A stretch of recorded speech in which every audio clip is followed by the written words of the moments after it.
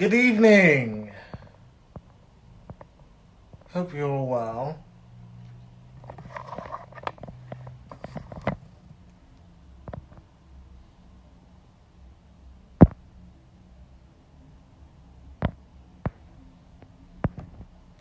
Hope you're all doing good.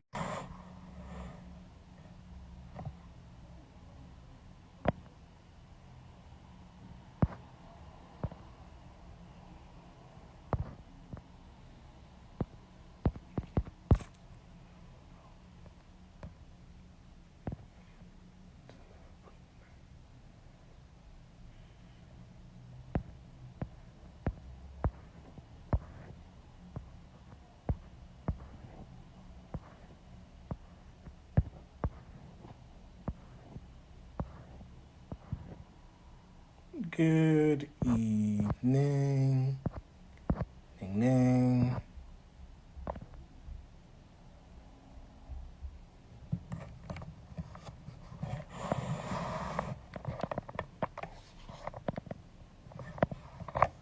Oh, these people all online.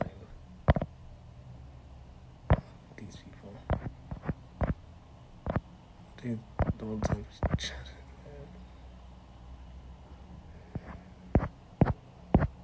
Doo-doo-doo. Hello, hello, hello.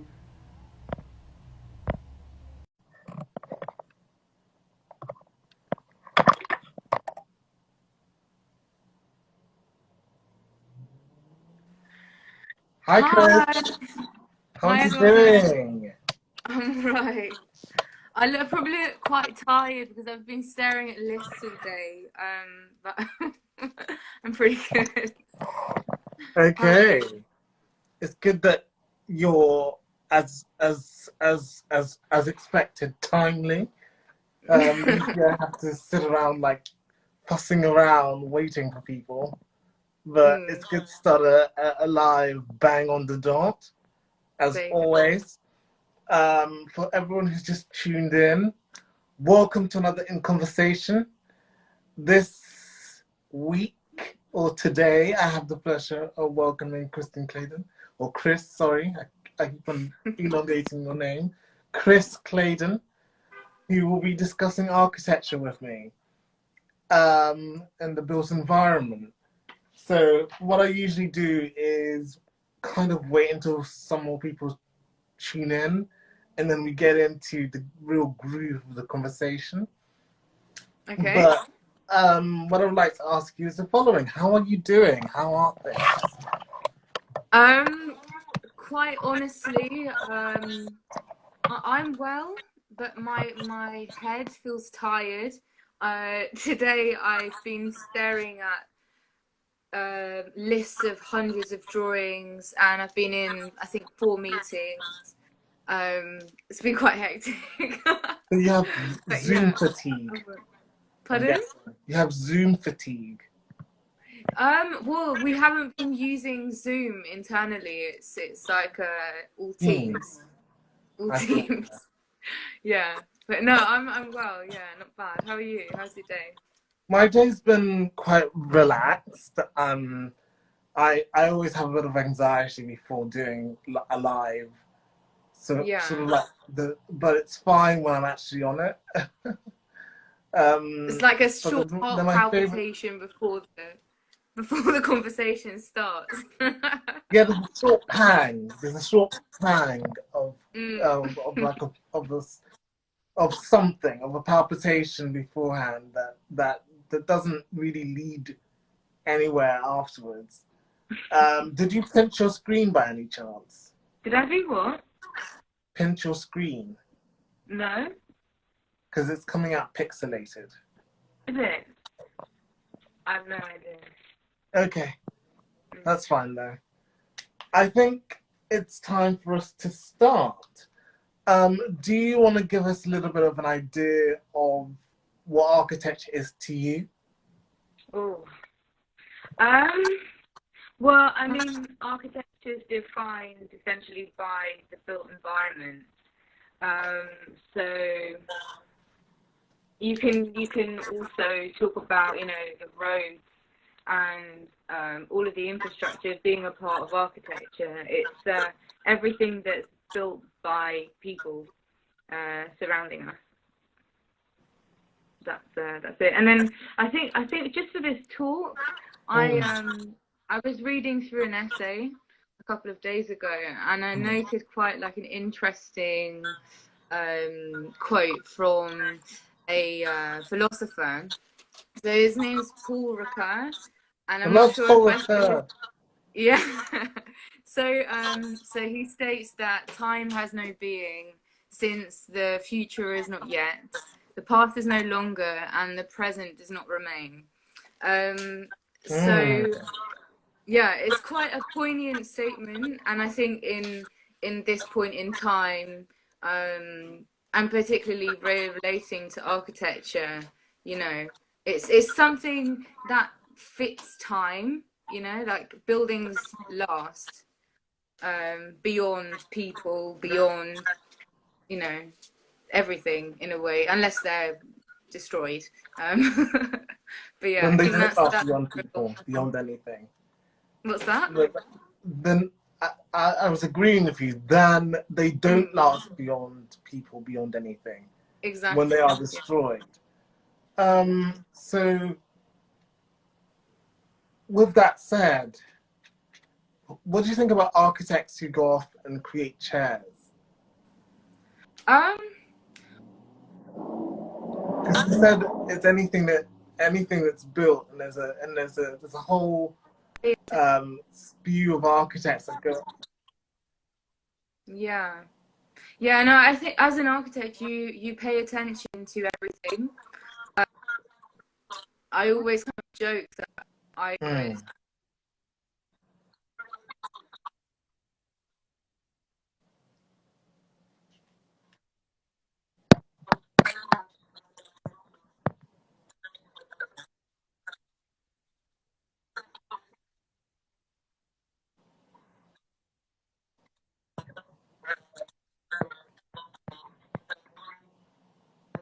She's gone into making. Bear with everyone. I think we're having a bit of lag today on the line. Can you repeat what you just said, please? Because I don't think everyone got it. Oh, okay. Yeah, I mean, just in terms of what you said. Yeah, just in terms of what you said about chair design, a lot of architects do tend to branch out into other forms of design. So you've got an example like Zaha Hadid, who now she did design vases and chairs and bags even. She went to collaborate with like Louis Vuitton. So it's really about like the thought process behind everything that surrounds you.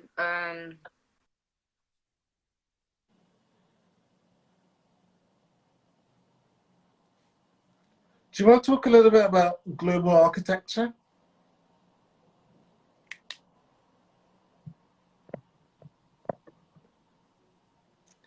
If you've just joined us, I think Instagram is up to one of its usual games when we have a live, it decides to freeze up.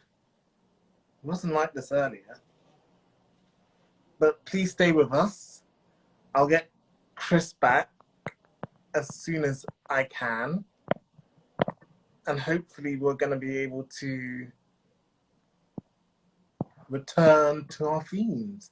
But in the meantime, I would like to say to you guys, you should all submit questions. So ask questions when you can.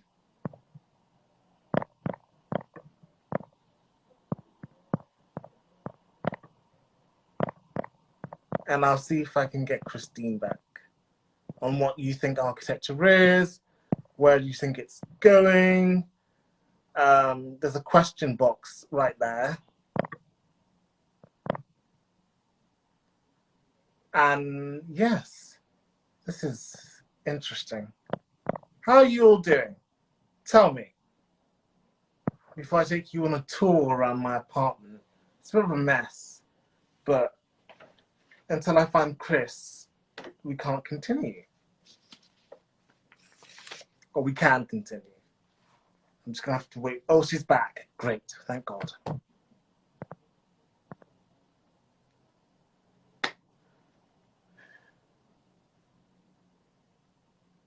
It's just loading, guys. Stay with us. It's been a bit slow today. We had such a promising start. Hello? But don't let this cloud you. Hey, Hi. we're back. I have no Give idea us your what views on happened. global architecture. My views on I global think there's some sort architecture. of like, yeah, we discussed it a little bit on. I wanted to start with like a global question. So let's discuss architecture in a global sense.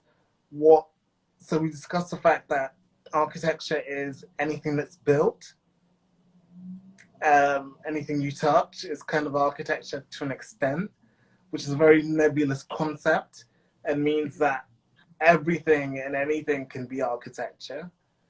And then we got to the point where I wanted to narrow it down and kind of pin you on chairs.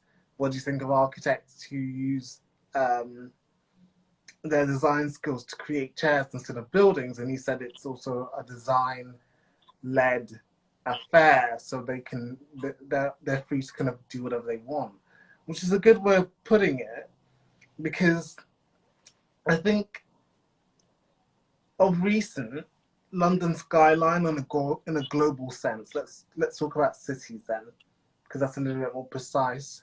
Has become littered, as some would use alliteratively to describe the fact that it's become filled with towers. What do you think of that phenomenon? It's an interesting one. I think that you can design cities in a way whereby, you know, you master plan them. But by creating a master plan, you have to, in a way, have a landscape that's empty or not already built. So in London's, sort of the example of London, there's already a lot of existing architecture, so it's defining how the future of London is working in a way, and a way that people have decided, the planning department of this city does look towards towers by way of expressing its cityscape, and there are a lot of there are a lot of benefits to having them. There are a lot of a lot of people who prefer not to have them at all, but they have a function. So if you're, I guess the picture that you just put up, that was a tower that I've worked on for quite a few years with CZWG Architects. And you look at it initially and think like, okay, why is that there? It's not, it's a big slab of red. And the answer is that before that was built, there was a tower which was next to it, built around the 50s, and it's a concrete tower, so like prefabricated and all sort of like thrown together in the space of no time, and that housed a lot of people, but it also made them very ill. So the living conditions of the tower that existed before that one was built were like diabolical. And so there was, we were appointed to design the Rathbone Market scheme. So this picture's phase 1 of 6. And what we did is designed another tower, which was of a sort of higher quality in terms of living standards. There's no damp, there's no mold. You have more space, more daylight. The spaces are designed in a way whereby you're comfortable. So we rehoused everyone from the tower that was knocked down into these new flats. So actually, like when that was built, that's probably one of the most sort of proud moments that I've had in my life. Mm. Going back to site and actually, you know, hearing that people's lives had just completely turned around because of the quality of their home, you know, and they're still Mm. paying a similar amount of rent, or you know, um, and it's something that's just really wonderful, you know. Like a lot of people talk about knocking down towers and then moving people away from the city, but in Which this is a case, horrible, which is a horrible position to be in, especially if you have an I mean, attachment. yeah, I mean it's an interesting conversation to have. I mean, this is just a showcase that you can do it. You can rehouse people into a tower that is built in the same place for the same people. It's just a Mm. decision that's made by a council, um, you know, by the authorities, by the government, essentially. So yeah. Okay. In the same way, just going off, the archive will set you free or set us free. Her point on how architecture is shaped by a designer's intention.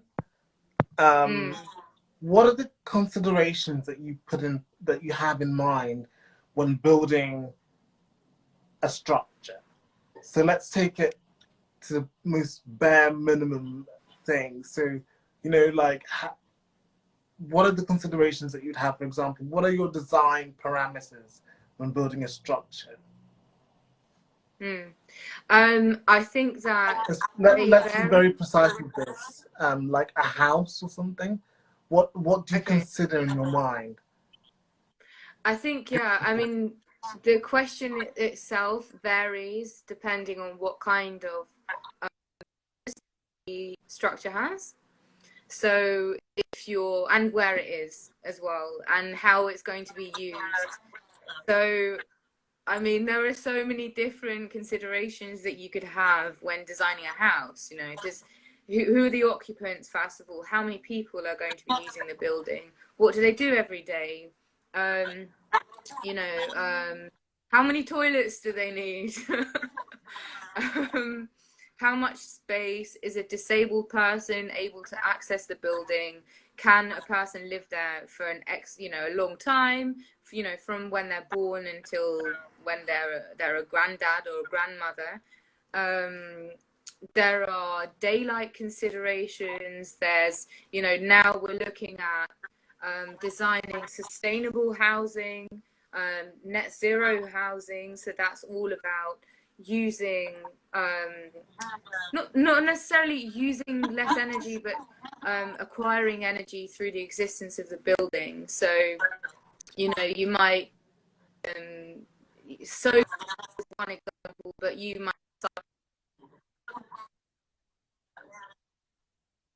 might grow food in the building. You might have a swimming pool that heats itself in a way whereby you design mechanics within a building. There are so many different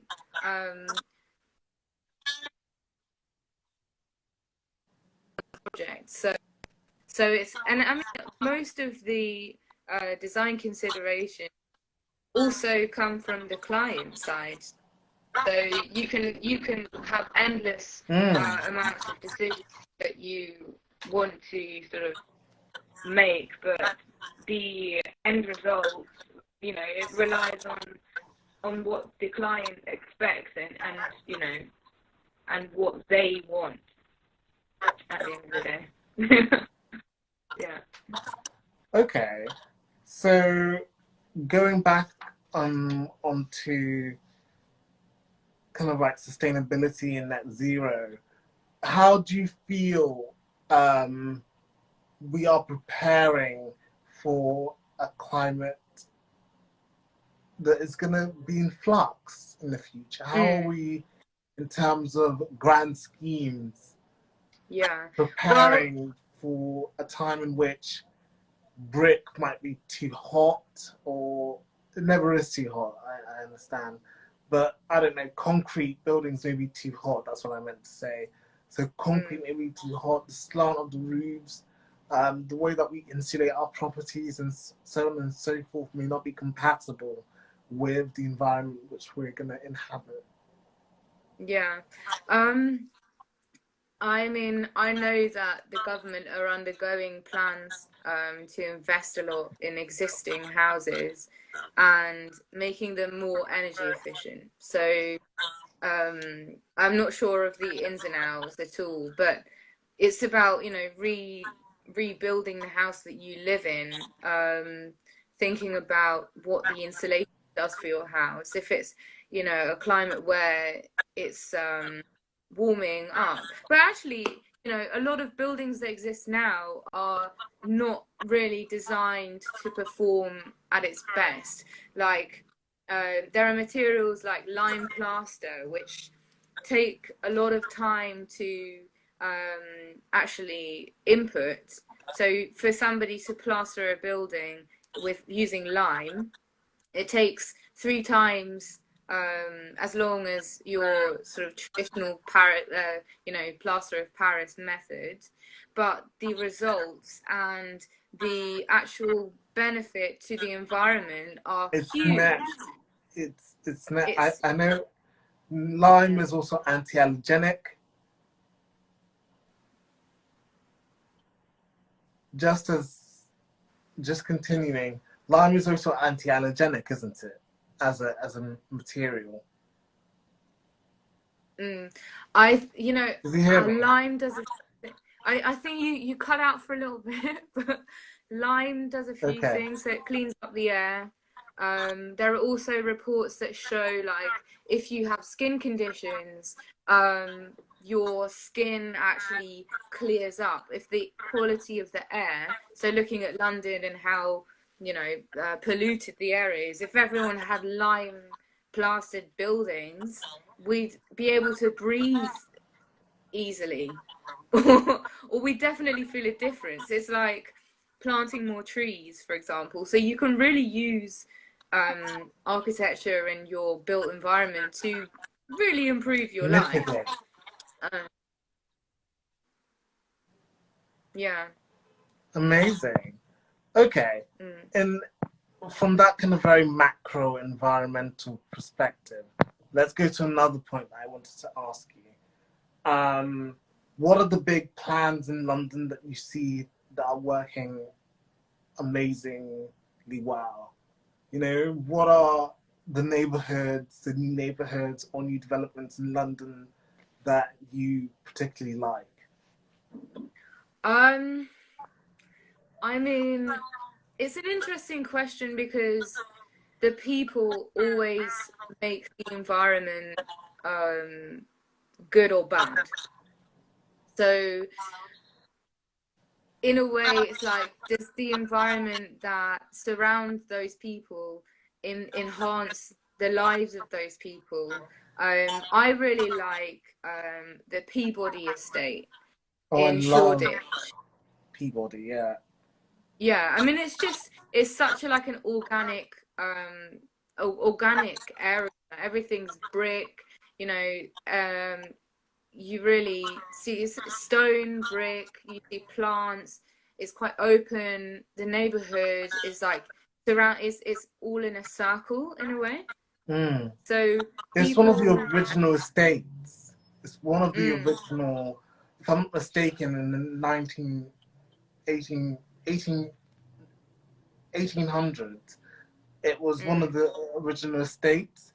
So it was built for the poor, which is one of the first times housing on a municipal level was actually introduced as we understand it in the council housing sense. So it has a lot of form, and the way that they thought about it was, how do you create a model village? So they had the village green, and then everything kind of stems off it. So you have your butcher, you have your hairdresser, you have this, you have that, you have the other, but it all kind of is all encompassed in one place. The whole world can be found in one place, is what I'm trying to say. Exactly. And that really creates like a sense of community. You know your neighbors. So I think that's a really successful design. I mean, just in terms of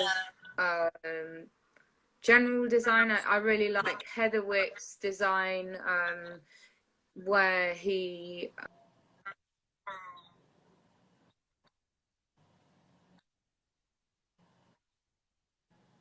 Thomas Heatherwick.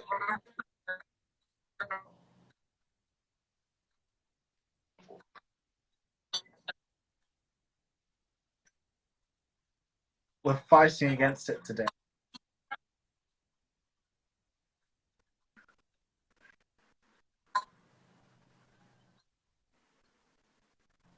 We're really fighting against it. It's funny. You standing still, you being still is making it work better.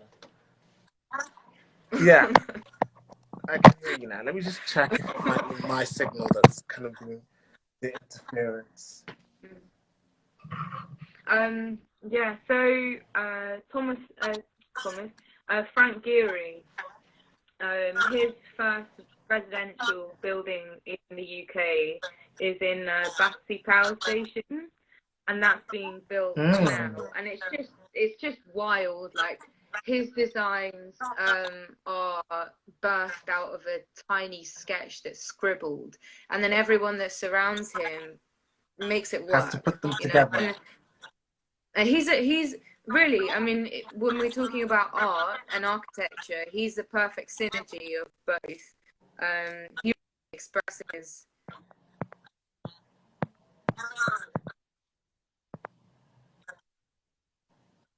beautiful. So yeah, that's a project that I can imagine will be really successful.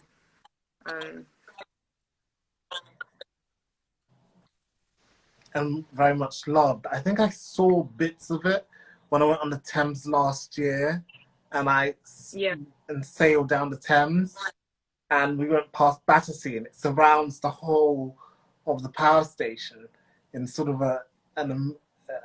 in a tiered embrace, which is quite an interesting concept. Let's go on to, as you said, the relationship between art and architecture, which you already touched on quite briefly. How do you think the two are similar and distinct in the first place? Okay. So we can kind of pronounce the differences, and then we can work in from there.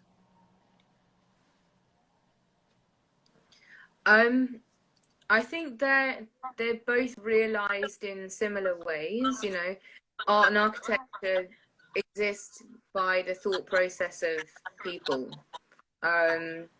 So in that way, they're extremely similar. Buildings don't exist, and then they do because somebody thought that it was a good idea to build it, and then they drew it, and then it was realized. So it's quite similar to art in that way. It makes people feel something, whether they realize it or whether they don't. You know, if you walk into a building that's designed to make you feel calm by the way of using all of your, you know, senses, light works in a certain way. You know, art in a way is also that it does the same.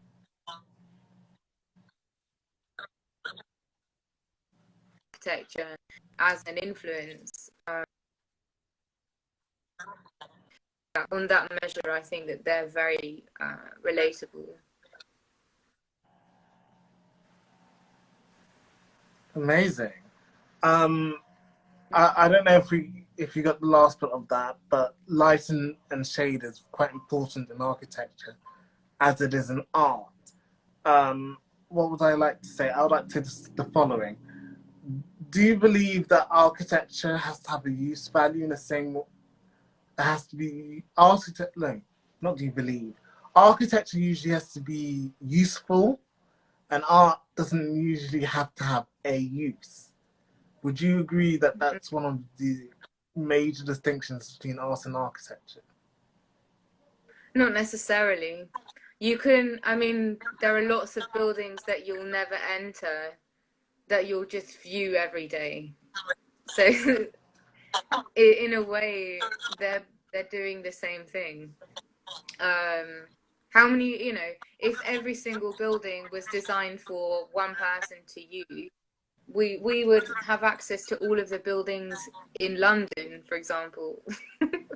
So so I think that I understand the question, but the answer is a lot more complicated than just a yes or no answer. Yeah. I'm not looking for yes or no answers. Give me like a breakdown of that. Kind of explode Okay. them, explode it, so we can get more of an idea of your thinking. Well, I think when you see an art piece, you can walk away from it taking nothing in if you're not paying attention. If you're, you might learn something. You might change your perspective. You might, you know, it's a way of thinking. The way that you view an art piece is determined by the way you think, and also the way that you enter a building. You can completely look down. You can look down at your feet and not pay attention to anything around you. So it's a choice, in a way. You know, people always say, "Oh, I don't like the way that London's built," or "I don't," you know, but they've never looked up and actually looked at the incredible amount of detail on the buildings, like the beauty in a lot of what exists. So, So a lot of yeah. our ideas of, so what you're saying is a lot of our ideas of what architecture is and what it should be are mental, are sort of like our metaphysical states, ideas of what they should be. So Yeah. there are mental ideas of what architecture should be, and not really what architecture is, which is quite an interesting concept, because if you think about art in relation to architecture, everyone says that architecture is purely subjective. Not architecture, that art is purely subjective, and that architecture is objective because you can see it, you can touch it, and you can feel it. Was art in the way that we see it, in the way that we encompass it, and has a tendency to be very hands-off. Whereas I think art should always be very hands-on, you know? I like the fact that I can sit down and I can touch my art pieces and smell them and use them to cook and use them to do all sorts of different things. You know, art is all around us in a way. I don't know if it sounds a little bit too airy-fairy. But it's important that we realize that there is design, intelligent design in everything that we human beings produce. I mean, just running off of that, I remember a I remember a sociology teacher at sixth form telling me on the first day of class everything.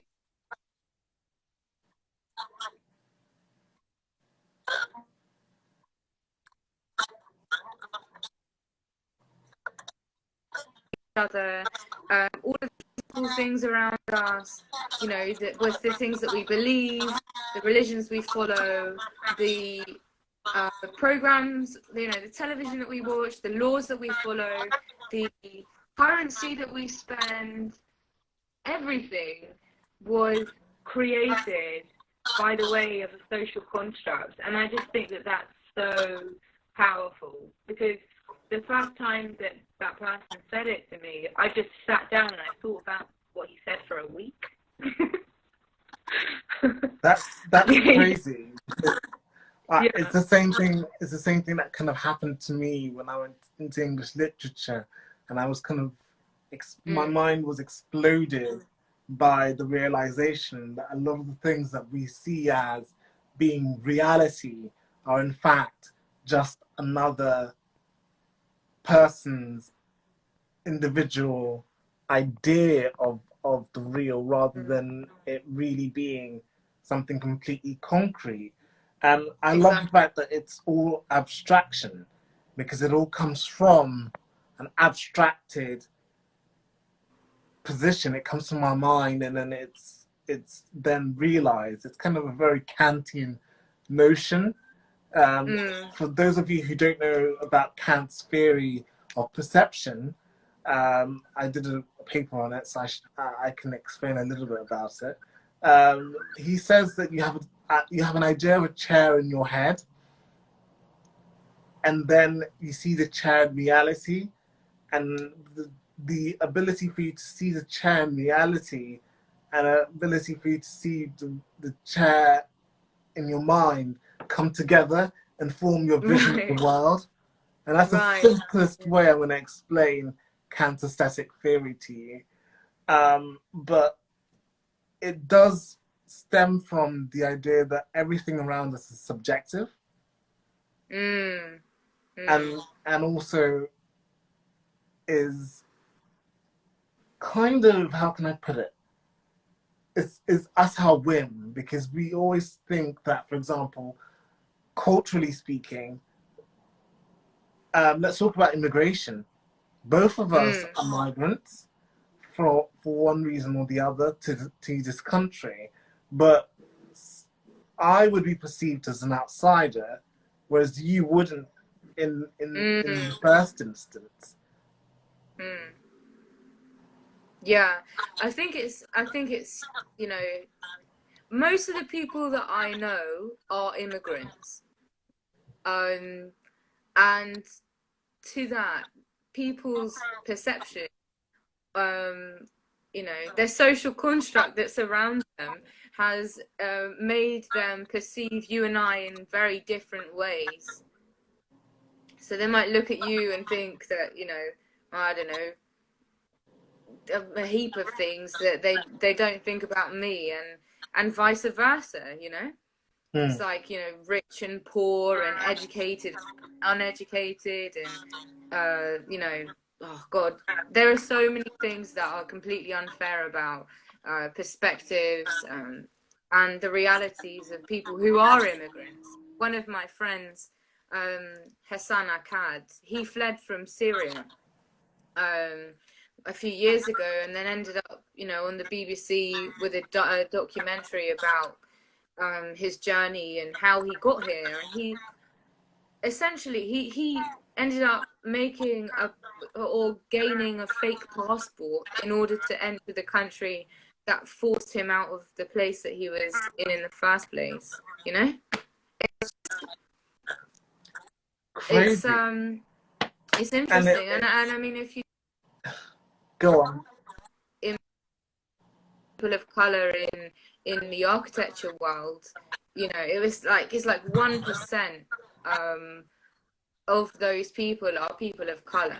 And if you look back to the 50s, you'll look at a picture of an architectural office and they're all white men.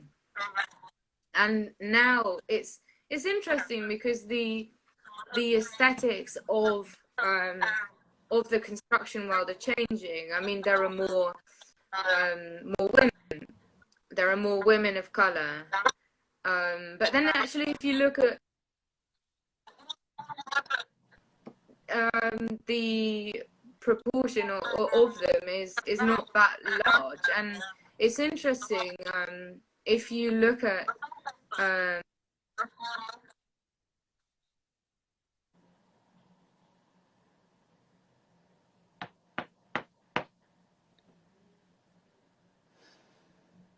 This is why I love and hate Instagram, because you get instant content, but you're forced to battle against. Let me see if I can reconnect with her because she's frozen. Okay, guys. So Christine has frozen again, and I'm gonna get her back. Chris, not Christine. Goodness, keep on doing that. Has frozen again. I'm getting her back.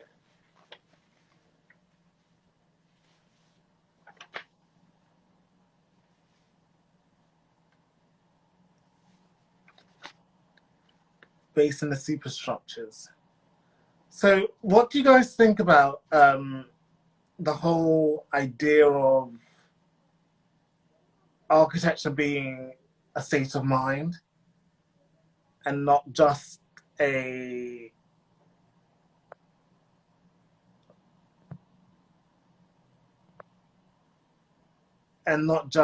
physical thing? So we end up with architecture. We always end up having an idea that architecture is something very solid, something very dependable, something very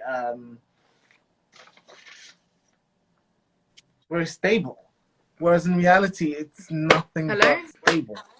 Hello, Chris. So, hi. How stable is architecture?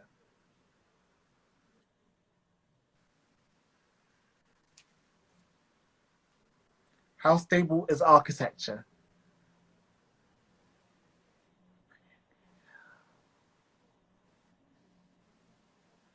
Can you hear me now? Yeah, I can hear you now. Your screen was just loading for a while. I don't think that Instagram wants us to go live. No, we're still live. Let me do this. Let me take this down because it's going to end up being a little bit more easy for it to not clog up. There we are. Woo. Very speeded up head. Now you can speak. Okay. So yeah, so yeah, I think that it's interesting how the proportion of people of color versus white people in the industry is forever following increasing. Everything that's happened this year. Hmm? But it's forever increasing, isn't it? The proportion of people of color in the industry.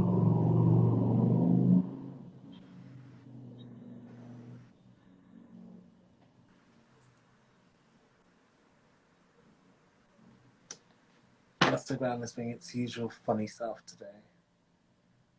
Okay, Chris. Hello. Can you hear me? Right. Yeah, you're there. Okay. I'm here, you're there. We're both not being frozy. Yeah, so it's interesting to see that there are more women coming into the industry. There are more women of color. There are more men of color, but then there are not so many men of color compared to women of color, for example, entering the industry, which I find extremely interesting and unfair. And there are different initiatives that are being set up at the moment that I'm aware of.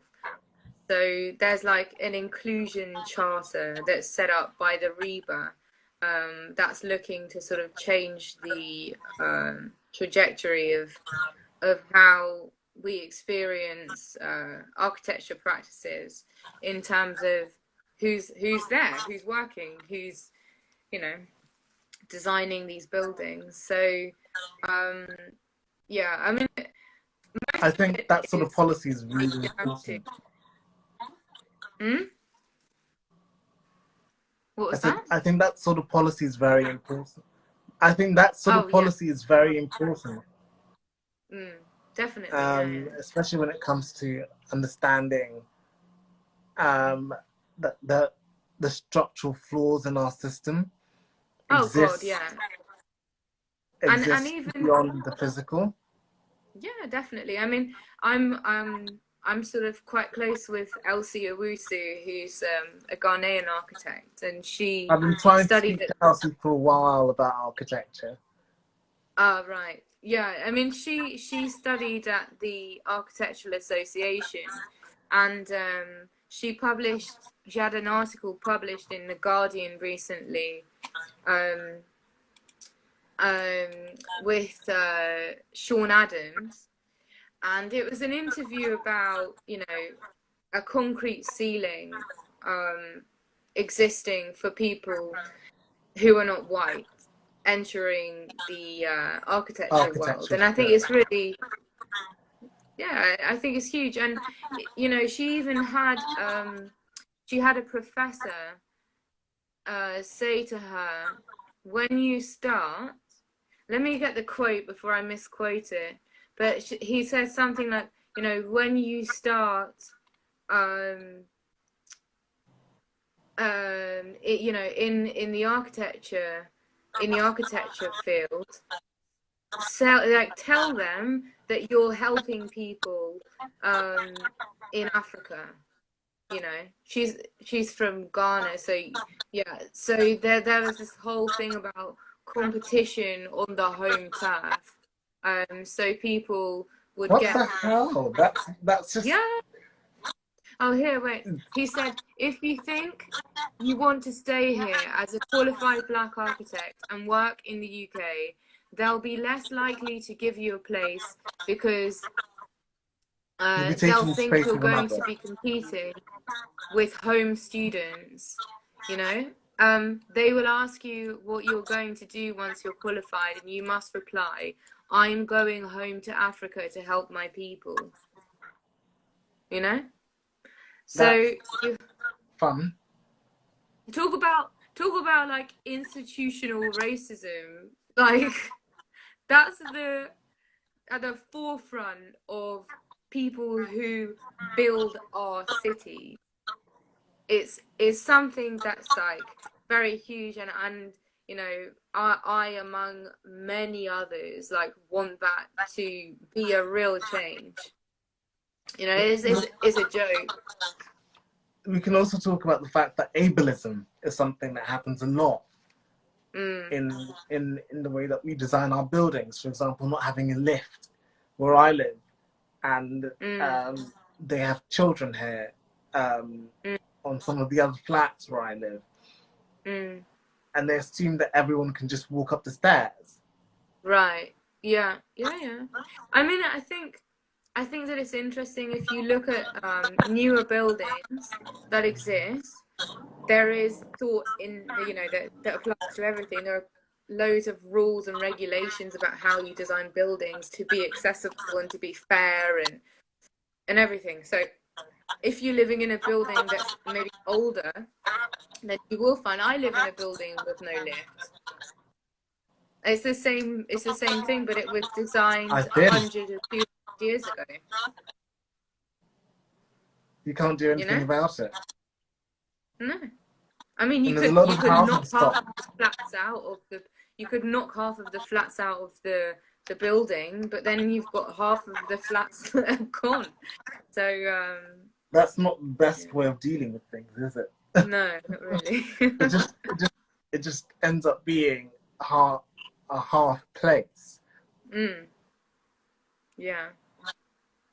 But yeah, where are we going with this? I think we've spoken about quite a fair amount, and I'm very sort of interested in also what you've been reading. What have you been reading? Watching, reading, taking in. Recently, I've been reading like Michel Foucault, Madness and Civilization. So it's like a history of insanity in the age of reason. And if you read it, there are so many touch points that are wake-up calls in a way. It's quite a powerful book. And in terms of what I'm watching, I just watched a video of performance art, Maurice Mbakai. So he's a wonderful African artist that works with trash or rubbish that's in the form of computer parts.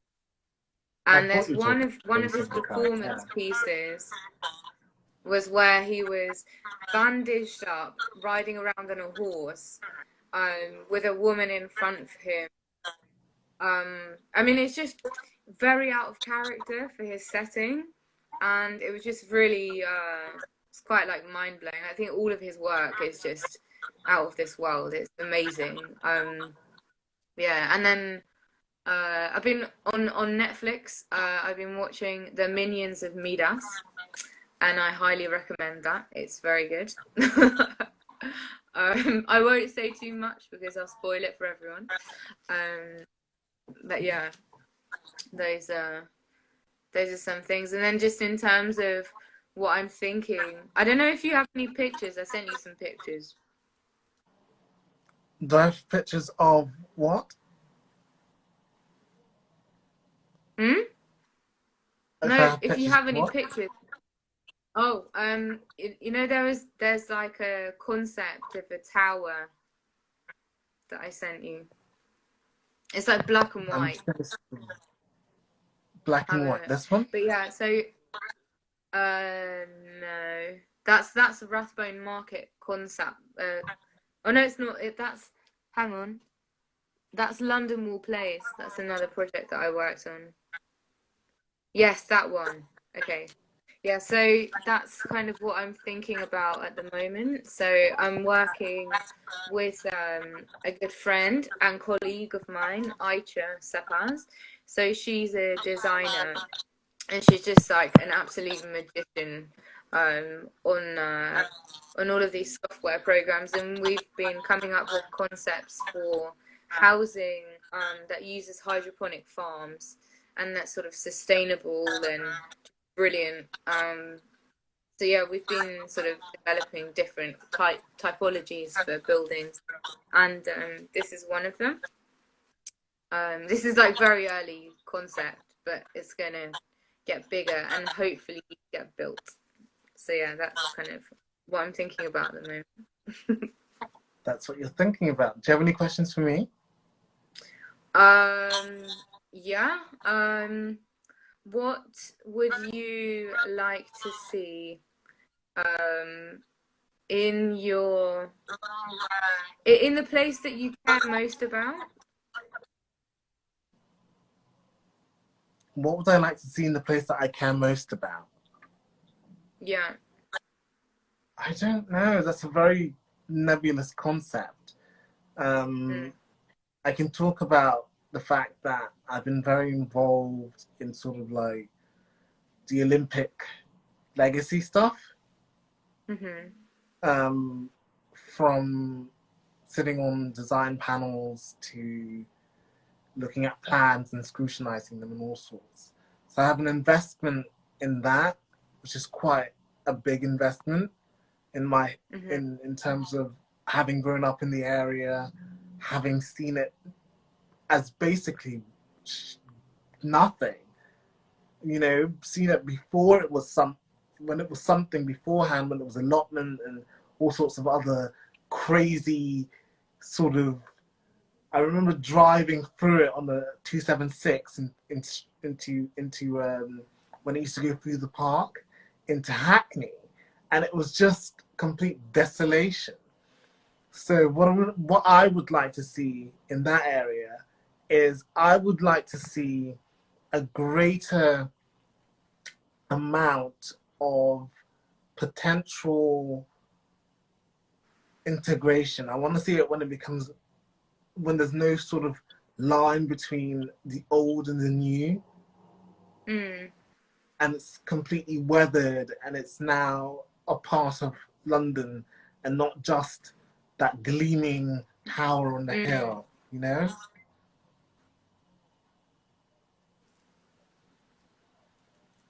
Yeah. You mentioned the park. So you know Zaha Hadid designed the swimming pool Yeah. in that park. So I remember at the end of that project, so I did a little bit on that. But that's just, it's so great going there and seeing it being used by like schools, and it really, that's a real great example of a legacy building. And I love the fact that we haven't even spoken about Frank Gehry, we haven't spoken about this, that, and the other. I would love to ask you if you want to do like an extra 30 minutes, Yeah, sure. Yeah. or if you have to go. We're gonna No, have a little chat. We're gonna have a little chat between ourselves on the phone for like 5 minutes, and then we're gonna come back on because there's a few okay. things I would like to say. Um, Okay. but guys, this is the end of part one. Come back in around 5 minutes, and hopefully, Instagram permitting, we're going to be able to continue our conversation with Chris Claydon. See you in a bit. Thanks, guys.